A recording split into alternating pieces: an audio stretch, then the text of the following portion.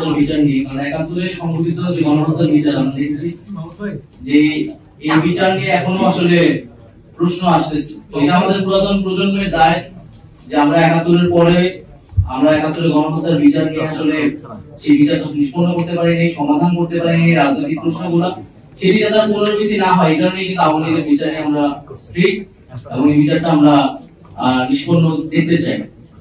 এবং আমরা মনে করি যে যত গণহত্যা হয়েছে ৭১ থেকে শুরু করে বাংলাদেশের সেই সকল গণহত্যার বিচারে আমরা চাই।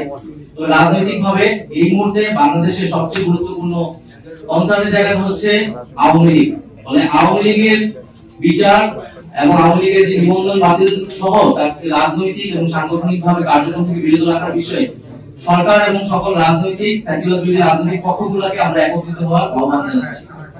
দ্বিতীয়ত,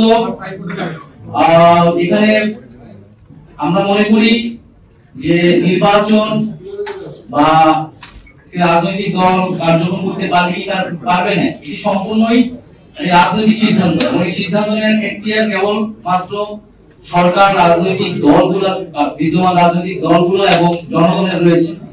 সেখানে সেনাবাহিনী কিংবা রাষ্ট্রীয় এমন কোন প্রতিষ্ঠান তাদের আসলে এই বিষয়ে কোনো ধরনের মন্তব্য, পরিকল্পনা বা সিদ্ধান্ত প্রস্তাবনা দেওয়ার কোন ধরনের এখতিয়ার নেই।